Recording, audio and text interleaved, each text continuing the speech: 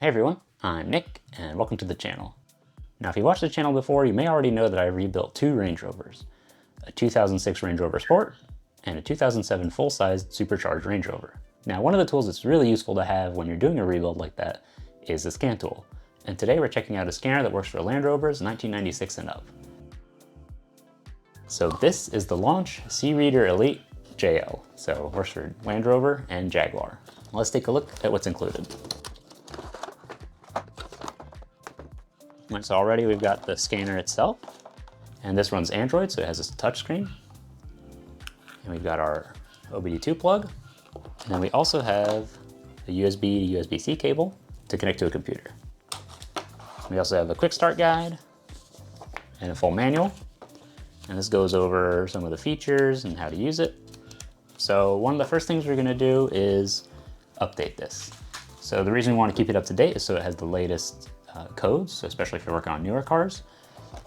And to do that, we're going to connect to Wi-Fi since it's Android, and it'll auto update to the latest version. So to plug this into USB-C, there's a little port down here. We've got a micro SD card slot and a USB-C port. It's nice it's got a little cover. I guess it'll prevent dust from getting in. All right, it's powering on. All right, so what we're gonna start with is, well, I guess, get started. We're gonna use English, time zone, nope, America, New York. Connect to Wi-Fi. We can skip this for now. User agreement.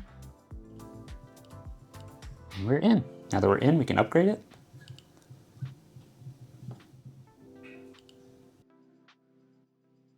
Now scanners like this are really useful because they have features beyond just scanning codes. You can do calibrations like your steering angle sensor, you can reset your oil lights, you can view live data from your engine, which I'll show you a little later, and a lot more of them. All right, so we're updated, zero upgradable software. Okay, so we're done. Now in settings, so you can choose your units, metric or imperial, depending on where you are in the world. Screen brightness, get nice and bright. Touch sound, if you want, you can leave it on or off. Yeah. Here you get some of the specs. You have 12 gigs of storage and a 480 by 800 screen. The mall section is where you can buy diagnostic software for other brands as well. The add-on brands are a yearly rate, but you get permanent updates for the included Jaguar and Land Rover diagnostics that come with the unit. All right, well for the rest, we can go check it out in a car. So the first thing we're going to do in the Range Rover Sport is to connect the scanner. See right here, that's where the port is. Get that, line it up, and plug it in. See, it powers on. There we go. So the scanner actually gets power via this port. So with it connected to the OBDII port, you can actually see the battery voltage. And if you actually start the engine, you'll see it jump up to the charging voltage. Let's get our key in the ignition. All right, so now we're actually on. Well, I haven't started the engine, so we're gonna be scanning, but let's get into diagnostics. We're gonna do Land Rover here. And okay. Automatically search. Try that. Turn the ignition on. Yep. It's going to read the VIN from the car directly. So we have all our specs here. Our VIN, the model, the make, model, year, and the engine we have, and that is correct. All right, we'll see health report. What does it say?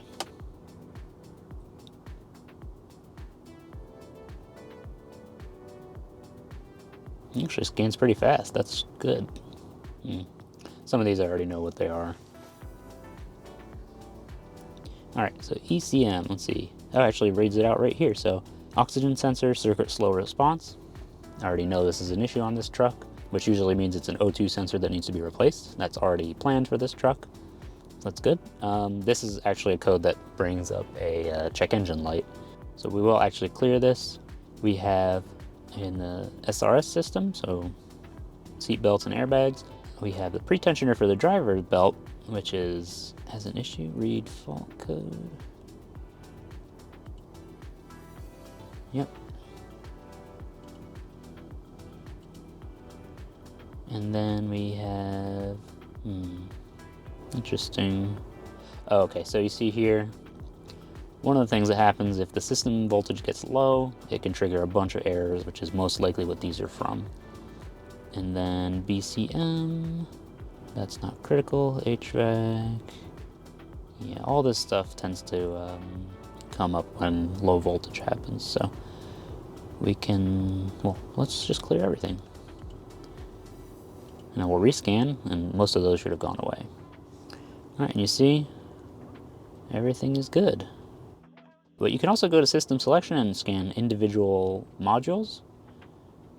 So, you know, say if you wanted to go specifically to the ECM, or say TCM, you can read the data stream. This might be more useful when it's running. We'll get back into that. And you can go to special function. So there are a few little things. You can get into steering here, steering angle sensor calibration, so you could do that process. Essentially, you want your steering wheel to be straight. This is very useful after an alignment, especially if you're out of alignment. We've got TPMS stuff, emissions, air suspension. So you could calibrate the height, deflate, inflate, and that kind of stuff. So deflating the air suspension is very useful if you're going to work on the struts. So you can raise your truck up in the air, let all the air out of the suspension, and then do your job. We've got headlights, resetting the power modules, transmission adaptation. You can clear the current adaptation, and you can have it do a new one. That's useful sometimes if you're changing the transmission fluid, or if you have any service done to the transmission. Electronic parking brake calibration. That's all very useful tools. Brake bleed. So if you're bleeding the brakes, this helps keep the air bubbles out of the ABS system, which is very useful as well. There's all sorts of neat features. Service interval reset. That's one of the most common ones you'll see. You know, the car's computer might say, hey, you know, it's time for an oil change. You've done it, but you haven't reset it. You can just do it from here. All right. Now, let's exit this. Let's go back to diagnostics. I'm actually going to turn it on now. Oh, system selection. ECM, read data stream here. Let's see, what do we want to check?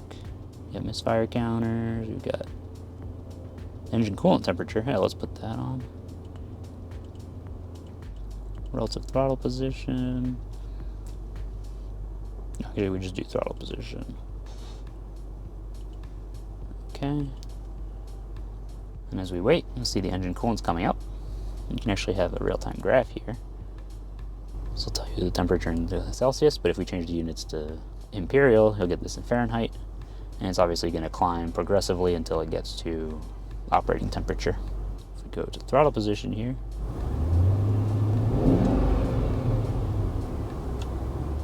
if I hold it, so you can track all that, which is very useful. So you can actually combine different things. So if you want to see throttle position and engine coolant temperature, you can have them both displayed. So you get your coolant temperature in blue, so that's the outer numbers, and throttle position in the darker blue. And there you go. So this can be useful if you're like trying to monitor more closely the temperature. Actually, let's go back. Another useful one to have is in the TCM, so transmission control module. You want to get to the data stream, but we want to look at the temperature. So internal transmission oil temperature, and we can look at current gear too. So this is very useful when you're refilling the transmission, because to get the fuel fluid level just right, you want to be in a specific temperature range. But you can also monitor this, see which gear you're in. So if I were to take this off, put it into reverse, do that, first, So you got a bunch of options, and then you can go into other modules, steering angle sensor module, data stream. You could see steering wheel angle. There we go. Let's monitor that here. If I turn the wheel here, currently at 22, minus 14. There we go. Then in the ride level control module, you could look at the compressor temperature if you need to monitor that, if you're worried that it's overheating, if it's wearing out. Let's see, front left corner height, actually. Front right corner height, oops. So we have 1 millimeter. Now if I go here and raise the suspension, see that go up.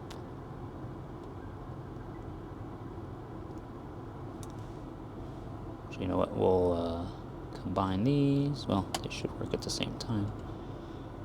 And now if I go back here and reduce it back to standard ride height,